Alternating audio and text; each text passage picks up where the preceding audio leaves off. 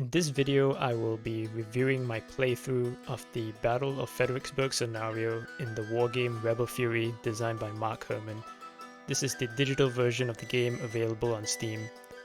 I'm only going to provide a very brief overview of the game as there are far too many other videos explaining in detail what this game is and what the mechanics are. Rebel Fury, designed by Mark Herman, is an American Civil War wargame at the Grand Tactical level. The main size of unit represented in this game is the division, with smaller detachments and regiments also present. Although it is a turn-based game where each player alternates in moving units, unlike most other turn-based games, each unit is not limited in how many times it may move or attack. The exception to this is when a unit is engaged with an enemy unit, or if the final moves of the turn have been rolled for after a player passes his turn. The following replay you are about to watch was my 5th attempt at the scenario from the Union side. I had previously played it once from the Confederate side prior to my Union playthroughs. As mentioned in the rulebook, this scenario is supposed to heavily favor the Confederates and is supposed to be a tutorial experience. But I, however, will attempt to win as the Union and will share my thoughts on what I learned and observed. All references to flanks and positions in this video will be according to the view of the battlefield on the screen. In order for the Union to win, we must take and hold 5 hexes on Marie's Heights, located southwest of Fredericksburg. These are highlighted in red on the map. The Union only has 3 turns to achieve this objective. My plan of attack was very simple. Using as few troops as possible, in this case 3 divisions, I will hold the right flank for as long as possible whilst the rest of the Union Army repositions itself to attack Marie's Heights. Getting as much concentration of force is necessary to not only take the heights, but to defend it from rebel counterattacks. Following previous run-throughs of this scenario, I found it wise to take the time to maneuver the 3 veteran divisions, identified by the stars on their unit icons, to be used as the initial assault troops against Marie's Heights. This is to utilize the extra die roll modifier to give the best chance of success in an attack. Great care was also made in the maneuvers to try bring these divisions adjacent core units to support them, thereby gaining an extra die roll modifier in the attacks. A critical mistake was made on my part in these opening moves as I forgot to issue the orders for the holding units on the right flank to entrench themselves. In previous playthroughs, this proved extremely effective in holding this flank against the approaching Confederate corps. However, this mistake ended up not playing too much of a contributing factor to the final outcome this time. Burnside's HQ is placed near the northernmost pontoon bridge. A detachment of Federal cavalry is deployed forward on the right flank to provide an initial screen for the 3 divisions that are going to deploy on the right to enact my holding action. The rest of the turn is spent maneuvering my assault divisions forward to attack Marie's Heights. Pleasanton's cavalry deploys from the off-map board onto the field and challenges the Rebels' cavalry detachment that counter-deployed on the right flank of Marie's Heights. It is important to eliminate this Rebel cavalry detachment as it limits the Union's room to maneuver extra divisions to attack Marie's Heights. In previous run-throughs, I tried waiting till turn 2 before attacking, thereby getting a better concentration of force before making the attack, but this gives too much time to the Confederates, so I launched the attack immediately on the first turn. The focal point of the Union attack is focused on the rightmost objective hex, which is the only objective hex in range of the Union heavy artillery marker. My initial attack on this hex, however, fails. Success comes in the form of Meade's division later on. You will see on the state of the map, the board state, that the Union disposition looks quite split up and ragged and is counter to what my plan is. That's because you need to deploy the further back most Union troops onto roads, and that way you can get them into position by turn 2 and 3. So that's why they look a little bit more spread out. But the core part of my plan is still in effect. The 3 most right flank divisions that have already crossed the river, they're the only ones that are going to be holding on that flank. Everyone else is currently trying to maneuver to get into position to attack Marie's Heights. So Hancock's division is the first one to attack, and he attacks McClaw's B division. The reason why there's an A and B division is to represent the Confederates' larger unit sizes. So the initial attack on McClaw's B division, which is on the rightmost hex, the main focal point of my plan of attack, fails. This does not go well at all. Hancock gets eliminated. This is followed up by a successful attack by Meade's division against McClaw's A division, and we managed to push him off the heights. So it's a sort of mixed bag, but in all the previous run-throughs, getting a single Confederate unit off of the objective hexes on turn 1 is already a big win. So progress is being made. The Confederates now attempt to attack on the right flank, and they eliminate the cavalry detachment that was doing screening duty on that flank. It is important to hold this flank because when playing as the Confederate side, it is very easy to concentrate Hill's corps and Longstreet's corps against the right flank and basically cut the Union army in half. And in my very first playthrough of the game as the Confederates on this scenario, you can pretty much wipe out half the Union army. The AI isn't that particularly good, but I'll discuss that later on. But despite my forgetfulness of not entrenching the divisions, at least 2 of them, on this flank, the Confederates are not able to make that much gains to threaten my overall plan. So you'll see the ghost detachment appear on Marie's Heights. This is because on these entrenched positions, so long as there's an adjacent division, they get to exert influence over it, and it's not easy to just walk in and take the hex, basically. So Meade has to conduct a second attack on the previous position held by McClaw's A division, but this goes quite well, and we manage to take 1 hex. Now comes the part of the game where mechanically it was very interesting. Just like how you don't have any limits to how many times you can move a unit, you're not limited by how many times you can attack as well. So in this case here, Meade has already launched 2 attacks on that 1 hex held by McClaw's A. And now we have a decision to make. Do we continue with our attacks? It's the initial push onto Marie's Heights which is important because the way that Marie's Heights, how the game works, the Confederates get a massive advantage to the defense if we attack them from the north and the northeast approach. But once you're over the hex, they don't get that advantage anymore. You're already within the entrenchments, the wall area historically where it is. So we now have the option of continuing the attack and try to push off the rest of the Confederate units here. This comes with a caveat because if you fail, right, and you screw it up, we lose the only unit that we currently have on the heights. But as you'll see in this turn and the next 2 turns, I gamble a lot, so I press the attack. And in this turn here, we actually we fail. We actually get counterattacked, and Meade's division gets pushed off. The only hex that we managed to gain ground on. So the final moves of this turn is Ransom's division counterattacks Meade's and pushes Meade's off, and Meade has to retreat. And the way the retreating works in this game is that it needs to move back 3 hexes. So Meade's out of action for this turn. And both sides then pass because all our units are locked in zones of control. We can't maneuver anymore, and there's no really good positions to make attacks that will be favorable in our favor.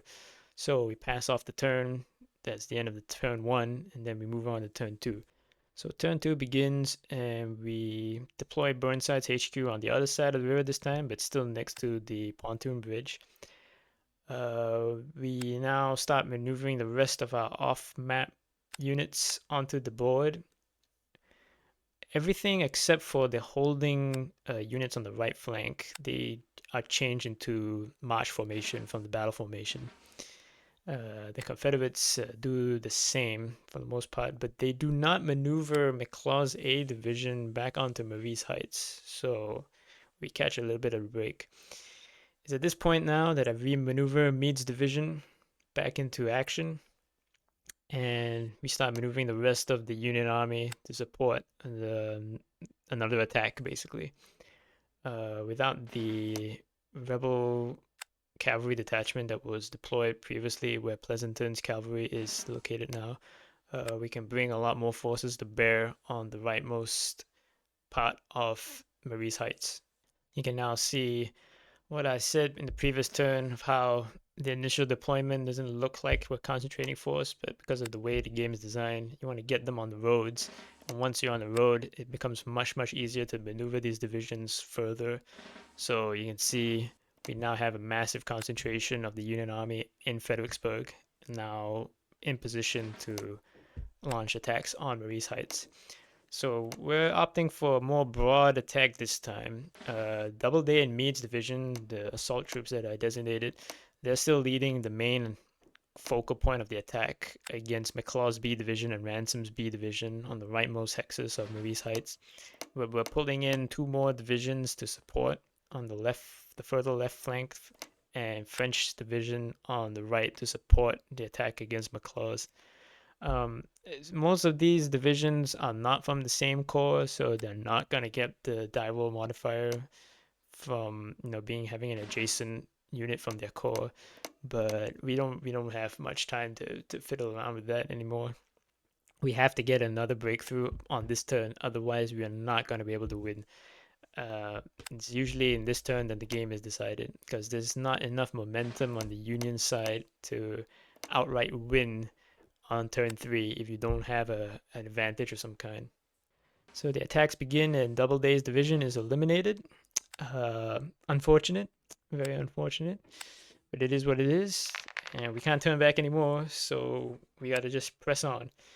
The Confederates are continuing their attack on the right flank, and this is where the entrenchments, would have helped out. They do manage to break through and eliminate the heavy artillery marker for the Union, but we've already established our artillery mark on the rightmost hex, and this is the turn which is the most important for the attack on Marie's Heights, so it doesn't really matter. Second attack on McClaw's B division by French's division goes very poorly. He is eliminated as well.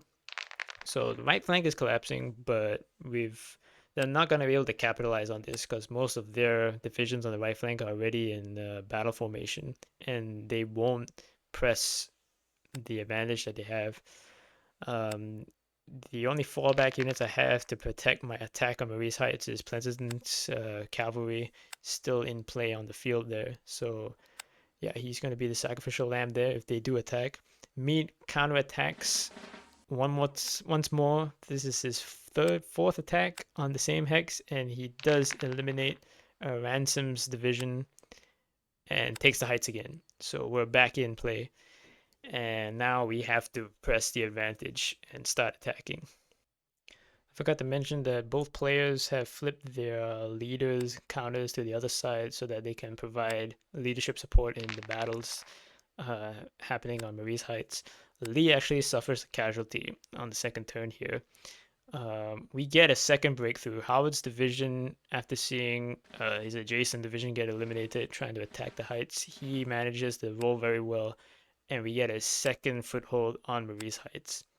And it's at this point that you will see me do some mental calculations of how I'm going to start chaining the next few attacks to best get all the hexes that we need to win. I have been in this position twice before in the last two run-throughs before this, so my third and fourth playthrough. I managed to get this far, but screwed up the chain of attacks that were necessary to push off all the rebels, well, not all the rebels, but the rebels off 5 of the hexes. So taking my time to figure out which flank we're going to push first, and then to figure out how we're going to exploit the breakthrough in the rebel lines.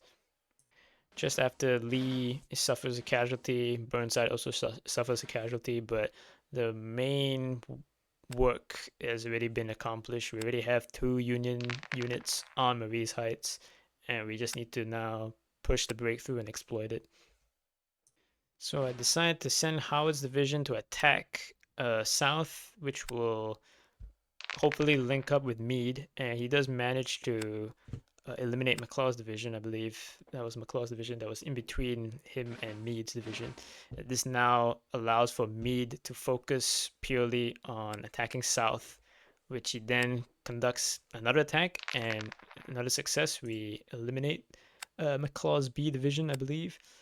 And that means that we have a massive breakthrough on Marie's Heights now. So it's all onto the rest of the Union army that's behind them to push forward and get in behind the rest of the Confederate positions further west. Howard's division, because he only eliminated the Confederates on the adjacent hex next to Meade, he's still in a position to attack Stewart's division. So he does that, and once Howard defeats Stewart, we have a massive 3-hex opening. One of the hexes you can see is still marked red. That's because we didn't actually put a unit onto that hex, but that's not that important now. For turn 2, all that's really important is to eliminate the rebel units first to achieve the breakthrough. The rest of the follow-on forces can deal with capturing the ground itself. So I push my luck here. Howard then continues a second attack onto Anderson's B division, which is now the last remaining Confederate units on the furthest left flank. And he gets counterattacked and he gets pushed off, so he has to retreat 3 hexes. I am, however, allowed to retreat in further into the rebel lines because of the way the rules were written. So that's why I opt for, despite that we are retreating with Howe's division, we basically push forward deeper into the Confederate interior lines. So Meade continues his attack and he pushes into Pickett, but he also gets counterattacked and has to retreat. But as I said, how the rules were written, I am able to retreat into the last hex that we had not captured before. So that right there basically finishes the game. The Confederate AI isn't that capable in counterattacking if you manage a breakthrough in this scenario. The AI itself was a little bit disappointing, especially when you fight on Chancellorsville as the Confederates. But it is what it is. You got. This is a limitation of the technology that we have right now. So we deploy Burnside's HQ right on Marie's Heights now. We can't do him in battle mode anymore because he's suffered a casualty. But it's basically over at this point. We can pour in all the follow-on forces of the Union right onto the heights. We've already actually achieved all of the hexes we need for victory. So yeah, that's it. The rest of turn 3 is just us maneuvering through the breakthrough. We conduct a couple of attacks here and there. I wasn't too quite sure about the AI at this point when I was playing the game. I basically had just picked up the game, and this is like my 4th or 5th hour playing the game for the first time. So I'm a little bit, still a little bit unsure of some of the rules. I'm not entirely sure what the AI can or cannot do, or what could be done, basically. But yeah, we go through the breakthrough, we sit on the hexes, and we win the game. So in preparation for this video, I went and read a book and watched an 11-hour documentary on the Civil War because my knowledge on this time period is pretty weak, but I'm gonna have a go at it anyway. So I'll go over the game mechanical stuff first. I'll review that, then I'll review my thoughts on the historical aspects and the war game itself, what the designer was looking for. So you will see that there were quite a lot of decisions that were kind of based on luck. There was a lot of gambling going on, especially on the attacks on the heights. This is just what has to be done. There's no other way you're gonna break through. There were ideas that I had about trying to outflank Marie's Heights by pushing through the right flank, so the southeastern side of Fredericksburg, where the Confederates still haven't quite fully deployed. But this doesn't work because if you try to do that, you spread your forces out too far, and the Confederates can just, go right through you. I should mention that this is all done against the AI, and as far as I can tell, if this was a player versus a player kind of situation and they were both, equally skilled, I don't think the Union has a chance at all. I think it's probably a 1 out of 100 chance that you're looking at actually winning as the Union. Because if the rebels are smart, all they need to do is just concentrate their forces on Marie's Heights, set up a second line, and in the event that the Union achieves a breakthrough, you just counterattack and boom, you win. There's nothing much you can do after that. So from a tactical point of view, that's the only last few points that I have to really talk about. Everything else, I think I mentioned in the playthrough commentary. So now we go on to my observations. So I actually do have quite a lot to talk about. I probably should just write down what the points are. Okay, so I've written down main points that I want to talk about, and I've got my notes that I made when I was reading the book. So, okay, we'll start with how I usually do my previous after action reports for other games I play. I'll start with the strategic, go to the operational, then the tactical again. So, the strategic situation is politically, the Union is not doing well. But then again, you could say that of like any other point in the whole war, that the Union's political situation was not doing well at all. But this time it's because McClellan, uh, Lincoln has to relieve him of command and get somebody else to do something because McClellan is just sitting around not doing anything. So Burnside is given the command, and this is probably the big bad decision that they make is that, from what I can tell, because we have the hindsight of history, Burnside's ability to command combat units prior to this battle of Fredericksburg, during Battle of Fredericksburg, and after, all of it points to me that this man shouldn't have been in command of anything at any point in his career. He just can't do the job. Um, but I understand the political situation that Lincoln has to pick somebody, and he picks this guy. Now, from the strategic, and we're blurring into the operational level here, the decision to make the grand divisions, that doesn't make much sense to me, considering the fact that most of their generals at this point aren't that good, quote unquote. How exactly you would evaluate it, it depends on who you are and what you value the most. But the bad point here and why I would discuss it as strategic is that there's a lot of politics and drama that goes on, and this plays out during the battle as well. It's just that people stop taking orders, stop following orders, and start doing their own things, or just start ignoring certain things as well in the middle of the battle, which is kind of crazy. So Burnside assigns Hooker, Sumner, and Franklin to be his Grand Division commanders, and the Grand Division is basically a combination of two corps. Um, and this is bad because you kind of muddy up the chain of command. And just having corps themselves should be just good enough.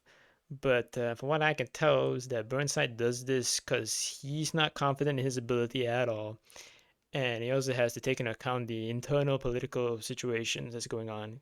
Hooker, who he puts in command of the Center Grand Division, I think. Let me double check that. Yeah, Center Grand Division, the Third and Fifth Corps. Hooker is the one that everyone expected to take over from McClellan, but people don't really like Hooker per se, depending on which side of the army and which side of the political establishment you are in the Union. So he gets passed up, but he wants the command because he has ego. Sumner is described as a fellow who is too old to be actually in command. Uh, Precarious health and limited ability. That's what the quote from the book describes him as. But he has unwavering loyalty. I think I'm not sure. I should have written loyalty to who, because throughout the entire Union Army at this point, sentiment is still divided. A lot of people still like McClellan, and therefore their loyalties lie with him, and they would rather see him come back. So having Burnside in command, you know, a little bit of self-sabotage going on here and there. It is what it is. So that's just the strategic situation there. The Confederate Corps, I think I mixed that up when I was commentating on the replay. I wrote here that Lee only has two corps, Longstreet and Jackson. I don't think Hill has his own corps. I think that was something that I mentioned. So I'll try and rectify that in the captions earlier. But their chain of command is much more streamlined and more effective. And obviously their commanders know what they're doing. So that's the strategic situation there. So we go down to the operational level. So the war game takes place after the pontoon bridges have already been deployed.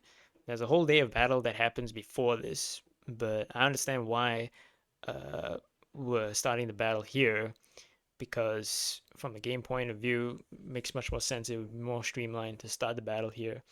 But if we just take a step back before that, operationally, the pontoon bridges, the big slaps in logistics and communication breakdown between Washington and Burnside's command, very big lapse of judgment there. Despite the fact of how important the bridges were to his overall plan, Burnside didn't seem to really pay much attention to it, and it gets delayed long enough for Lee to maneuver his whole army to counteract the battle here at Fredericksburg. What is interesting is that in the book, it is mentioned that Sumner, who is the right Grand Division commander, he arrives at Fredericksburg very early, and he says that he can ford the Rappahannock. Where exactly he can ford, I'm not entirely sure. But he is convinced that there are certain parts of the river where you can already push the army across on the other side. In which case, if he had, would have avoided the situation. But that doesn't happen. Burnside overrules that and tells him to wait. So that's another big operational mistake that was made there. Uh, Whether or not it could actually be done is a little bit sketchy because the sources that the book points out, it's all primary sources of people that were there. Whether or not it was actually the actual situation at that time, especially at that time of year, whether they could have done it, you know, remains to be seen. So there's that. So that's the strategic and the operational points that I wanted to point out and discuss. So we go down to the tactical where the war game happens. So I'm not entirely sure why the main objectives are Marie's Heights. Okay, I think I do kind of know why. It's because of the game, right? If you want if you want to make a good game that's plays well, it makes sense that you would make Marie's Heights the main objective for the Union because this is where the main attack occurs historically, and this is where the Union lines basically break and they're unable to gain any kind of advantage. But if I take a step back and just use my thinking cap, the whole point of the campaign is that the Union needs to do something because they've just been sitting around. So Burnside's whole plan of attack is to just try to put pressure on Richmond. So he's going to march all the way down here to Fredericksburg, capture this, and then exert more pressure on Richmond. And the Union really can achieve victory if they can break the Army of Northern Virginia. This is something that they try to do throughout all the early years in the war, and they fail every single time. They cannot get Lee. I think a more um, realistic objective, if it could have been gamed out, would have been to just eliminate a portion or a significant portion of the Confederate army.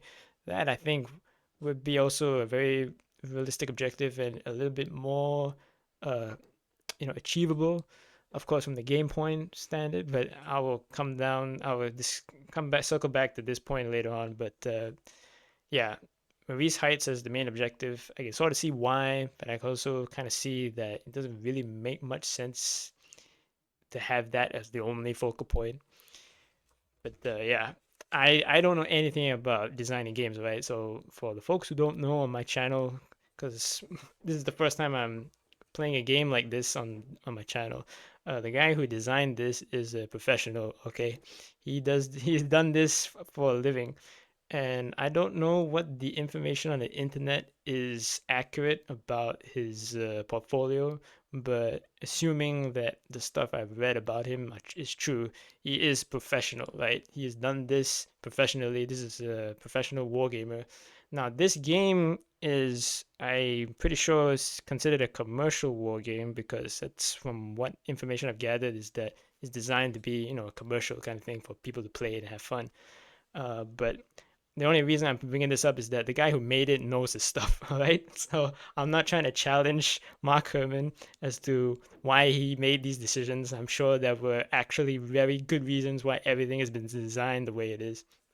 But that's just my thoughts on that matter that I just would like to bring up if anybody else wants to discuss that. So yeah, um, going down to what I did tactically, could not have been done. So this is a part of the war game which is not gamed out is the leadership and the command and control structures. Um, in a real army and in a real situation, things are not so clear cut. You can't just move the pieces around all the time. And it's, as I mentioned, on a strategic situation, people just won't do what they're told sometimes, either because they have, political or drama going on behind the scenes, or fog of war aspects of wartime situations. People might not get the orders in time, or they might misinterpret the orders. This, that, and the other always happens all the time. Yeah, my plan, the way that I did it, where it took a lot of time to maneuver the Union army to reposition so I could get the specific divisions that I needed to launch the initial attack and try to get their corps to support them. Um, if you watch through the replay recording, it is very, very messy. It's like there is no rhyme or rhythm to it if you're a casual looker, but casual observer, sorry. But because I had played it 5 times in a row, I knew exactly which pieces I needed to move out of the way so that I could get these divisions on time, on target to where I needed to launch the attack. There's no way the Union Army could have done this. The generals could not do it, and considering the amount of miscommunication that did actually happen during the battle itself, yeah, there's no way. There's no way they could have done it. There's no way that the Union Army could have done what I did and try to play it out that way. It's not realistic at all. I just wanted to point that out, the flaws in my plan of attack there. But as I said, it's not gamed out in the game, so I just did the what gamers do and just game the system and tried to get as much advantage as I could. So there's that. There's only one game I know of which can actually portray realistically um, this problem of the command and control and the people aspect, the politics and the drama. That is Foxhole. Foxhole by no means is a real war game. It's not designed to be a war game, but it has the added advantage that the nature of the game is all player driven. So everything that happens in the game is player driven. And because I spend way too much time playing that stupid game, um, you can see firsthand all of the main problems that you would find in a real life situation. All the people with all the political and the egos and the drama, all of their bickering go on. You can see how that will affect a unit's organization, its unit's command and control, and of course, ultimately, the unit's effectiveness in a combat situation or in a competitive environment. That's probably a better phrase to use because we're talking about war games here. Yeah, that is the only game that I know of that has effectively portrayed and shown what this aspect that I'm talking about would affect the outcome of a battle. But that's not gamed out here. This game is a more streamlined war game. From what I've watched Mark Herman, because he has his own YouTube channel, he explained the design philosophy behind this game really does shine once you get to the operational level and you start maneuvering. As I mentioned at the start of the video, this scenario is supposed to be the tutorial experience. It's supposed to get you through the combat and the turn cycles. Um, what I really like about this game is the operational part, but more specifically the use of the cavalry and the detachments, because in this game you are rewarded for deploying skirmishers or cavalry units on the flanks to do screening duties, and it works out because of the way that the zone of controls work in the game mechanically. When a unit enters the zone of control, is it the zone of influence? I can't recall what the term is, but the 2 hexes away, basically, you get to force the enemy into battle formation. And once a unit is switched into battle formation, they can only move 1 hex at a time, and they're limited in the way that they can maneuver. So you can exert influence across the map, and of course, in this scenario, we only play in one corner of the map. Once you get to the actual bigger battles, it plays out. You can stop entire columns by holding actions with cavalry or skirmisher units, and then that affects the overall maneuvering of the entire army and how you can get around a flank here or there, get into positions to force an engagement on your terms. That is great. That is a lot of fun. Um, but yeah, this doesn't happen here because Fredericksburg is a very close-in siege type kind of situation. But it is what it is. I just wanted to bring up that point. There will be a lot of rambling in this part of the video because I don't have a proper script this time. I just have my notes, so you're gonna have to put up with that. Um, yeah, so I discussed the strategic, the operational, some of the tactical level stuff. I think that's actually about it. That's all the main points that I wanted to talk about. Yeah. So if you enjoyed the video, please like and comment. Whether or not I'll do any more videos after this on this game, I'm not sure. One of the reasons why I did this was because most of the videos online about this game, it's mainly people figuring out the game. Um, I myself have never played a Hex Encounter war game. This is the first time. I've only watched people play it for years, and I've read the rules because they're usually free. I've never actually played it. Um, for one couple of points why is because for me it's too expensive. I'm unemployed. I did just get a job, but that's in the works. I've been in university for the last 6 years, so there was no time to get the money, and then to get the space to put the games, because these games are really big, right? The actual board games. I don't have any space to play it on yet. We're working on that. But the Steam version that we have here that I've played on, I mean, it makes it really accessible. So I'm very happy that this version of the game exists on a digital platform. So that's one of the main reasons why I finally started to play one of these types of games. I would really, really like to play a lot of other Hex and Counter War games. The Empire of the Sun and the Pacific War, those are the kind of games that I really want to try. But there was a really big and quite long and far more complex than this game. But we shall see. We shall see if I ever get my hands on that. Going back to what I was saying before, most of the videos are about people trying to figure it out. So I didn't have to spend too much time figuring out because it's all digitized. If there's something that you do wrong, the game will just stop you from doing it. So you don't make a mistake like that. It's very, very easy to pick up and learn. But I didn't see a lot of people like actually go in depth as to what it is they were doing because, as I said, most of their playthroughs is about learning the game system. So I decided to, because I played this one scenario 6 times over, see if anybody would be interested in my thoughts of going in depth into this one scenario.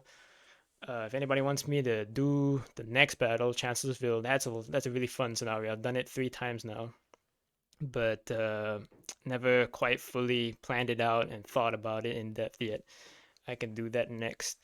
But yeah, that's one of the main reasons why I finally made this video.